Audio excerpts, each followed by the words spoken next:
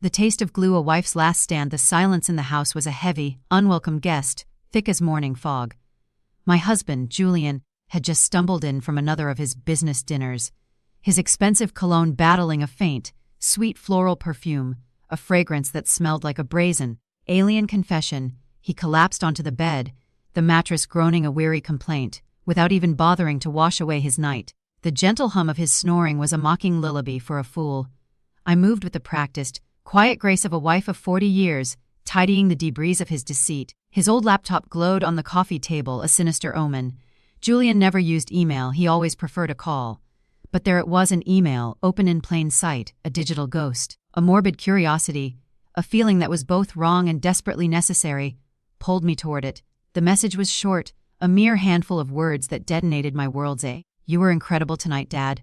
Followed by a red heart. I froze. Dad, who was calling him that, and with such intimate affection? A tremor ran through me, a bone-deep fear that felt like a cold wind revealing a secret chamber in my life. I found a receipt from a fancy steakhouse in San Antonio, dated that very night. San Antonio, not Dallas, where he claimed to be. 2 people, a bottle of expensive Cabernet, a wine he'd bought me on our 10th anniversary. I snapped a photo, my hands trembling with a primal, sickening dread, the tangible proof my survival instinct, sharp and cold, took over. In the garage, the faint, sweet perfume from his clothes still hung in the air. I opened the passenger side glove box. My fingers brushed against something plastic and slippery. I pulled it out. My heart almost stopped. It was a partially used tube of personal lubricant, with dried residue on the cap, a sticky, damning piece of evidence. Julian and I hadn't been intimate in years. He was always too tired. What was this for? I put it back exactly where I found it. But the final, sickening proof lay under the back seat, crumpled napkins soaked in the same alien, defiant floral perfume. I photographed it all, a meticulous record of the wreckage of my marriage. A wife's intuition is a deep, primal knowing. I was standing on the edge of a cliff, about to witness the spectacular collapse of my entire life. The bitter truth: the next morning, with a strained smile, I watched Julian leave for work, his rehearsed lies about a late meeting falling flat. I knew I couldn't sit there and invent theories, I needed the truth. I called Mrs. Miller, who put me in touch with Thomas, a discreet private investigator. At noon, I met Thomas at a small downtown cafe and handed him a flash drive of the evidence. "I'll start following Mr. Roberts this afternoon," he assured me, his philosophical eyes calm and professional. "Go home and don't do anything to arouse suspicion." That night, my phone vibrated in my bakery kitchen, the scent of flour and yeast a hollow comfort. It was Thomas. My blood roared in my ears as I opened the message.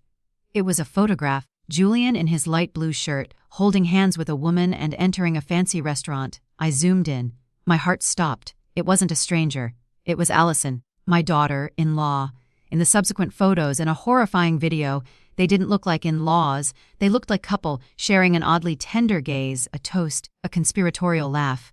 They had perfected a masterful act, a carefully choreographed dance of deception right in front of my face. The plot to steal everything, the final, crushing evidence came the next day, an audio recording Thomas captured in the hotel parking lot. I put on my headphones and pressed play. "Dad, hurry up with that fake contract. I want to have that whole chain of stores already. I want that wretched old hag out of the house." Allison's voice was cold, ambitious, a stranger's voice. Then came Julian's, deep and confident. "Don't worry about those papers. Juliet doesn't know anything. She trusts me too much." They weren't just cheating. They were planning to steal everything I had built: my bakery chain, the house, my life's work. My rage became a silent, hard stone in my chest. I was not just a betrayed wife, I was a target. I went home. Julian was asleep, smelling of cheap wine and easy lies, his car keys gleaming on the nightstand, a siren's call to my revenge. The secret ingredient, the garage, was hushed, the perfect backdrop for my silent fury. I opened the glove compartment. The tube of lubricant, a monument to their betrayal, lay waiting. I held it, a dirty secret, in my hand. I took it to the kitchen and grabbed a tube of clear industrial superglue, the same kind I used for repairs in the bakery. It was a tool of my trade, now a weapon of my revenge. I carefully unscrewed the cap of the lubricant and slowly, methodically, emptied it. Then, drop by drop, I filled the tube with the industrial superglue until it was completely full, wiping the nozzle clean so it looked untouched. It came out smoothly, just like the original. At a glance, no one would notice the difference. I returned the tube to the glove compartment, perfectly placed. This wasn't a game.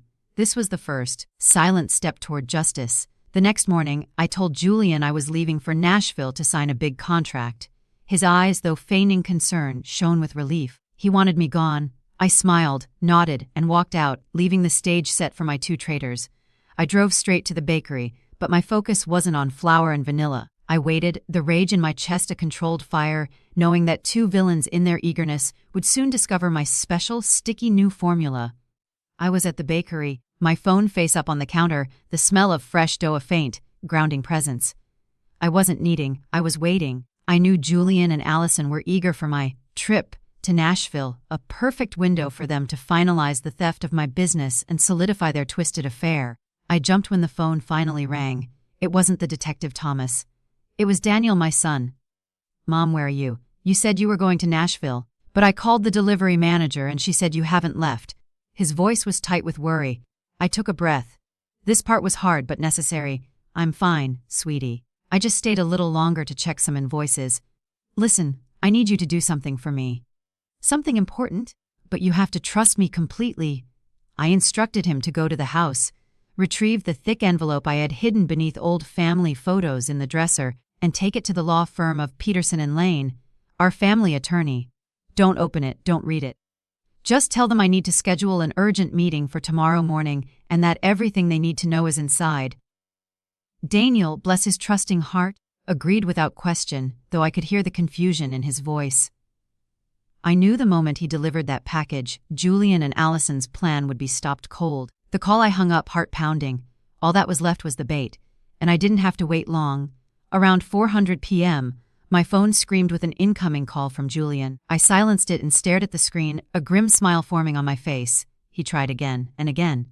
On the fourth call, I answered, my voice deliberately flat. Hello, Julian. I'm busy. What's wrong? He sounded frantic, his usual smooth veneer shattered. Juliet, I need you to come home. Something terrible happened. It's Allison. Allison, what about her? Did she hurt herself? I asked, feigning concern. I could hear a muffled sound in the background. A painful, high-pitched whimpering. I can't explain. He stammered. Just come home now! We need help. It's an emergency. I hung up. I knew exactly what kind of emergency it was. In their rush, their eagerness to celebrate my absence and their future windfall, they had reached for the lubricant. My industrial superglue. I pulled out my own phone and called the local fire department. I spoke calmly, my voice steady. Hello, I think you need to send a team to my address. There's been a terrible, accidental misuse of a very strong industrial adhesive at 123 Willow Creek Lane. I believe there are two people, stuck in a compromised position. They might be panicking and unable to call clearly. Please hurry. The spectacle, I drove home slowly, pulling up to the curb just as the first sirens wailed to a stop. The scene was pure, theatrical chaos. 2 fire trucks, an ambulance, and 3 police cars blocked the street. All the neighbors, the ones I had forced myself to smile at for years, were gathered on their lawns, wide-eyed and gossiping. Julian's old SUV was parked haphazardly. The front door was open, and through the gap, I could see 2 figures on the living room floor. Julian and Allison. They were face down, struggling against the floor rug, their clothing and likely much more, firmly bonded to each other, the expensive synthetic rug and perhaps the very hardwood beneath. Julian's tie was gone, and Allison's beige office dress was hiked up and torn in several places from their desperate attempts to free themselves. The firemen, looking utterly bewildered, were working cautiously, consulting with EMTs. The high-pitched whimpering I'd heard was now a duet of panicked, humiliating cries. I walked through the gawking crowd of neighbors, a picture of calm, and approached the fire captain. I'm Juliet Roberts, the owner of this home. I stated clearly. He looked at me, then at the tangled, sticky mess on the floor, his face struggling to remain professional. Mom, we're trying to figure out the best way to separate them. This adhesive is extremely strong. I nodded, maintaining a look of wary, innocent bewilderment. Oh, the superglue. Yes, my husband uses it for very heavy-duty repairs. How clumsy of them to mistake it for, well, you know. I'll need to press charges against the rug, of course. It was a very expensive synthetic blend. Aftermath, the official report would cite. Accidental misuse of an industrial adhesive. But the neighborhood would forever know the truth. Julian and Allison had to be transported to the hospital, still bonded, where they were eventually separated using industrial solvents, a process that was, by all accounts, intensely painful and certainly not discreet. The The humiliation was immediate and total. Within 24 hours, the envelope Daniel had delivered resulted in a restraining order against Julian and Allison, a freeze on all assets, and a lawsuit filed to protect my bakery chain and home. The evidence of their plot, coupled with the scandalous emergency call, was all the leverage I needed. Julian's reputation was ruined. Allison's standing in Daniel's eyes was shattered forever by the photographs and the public spectacle. My son, though heartbroken, came to me, holding the evidence, and wept as he realized the depth of their betrayal and the lengths I had gone to protect our family's future. I didn't lose the bakeries. I didn't lose the house. I simply changed the locks, filed for a divorce, and watched Julian and Allison's carefully constructed life of lies dissolve into a humiliating, sticky mess. Some betrayals are so profound they demand a response that is not just legal, but poetic. And nothing is more poetic than watching two traitors attempt at intimacy end with a trip to the ER, glued together for the world to see.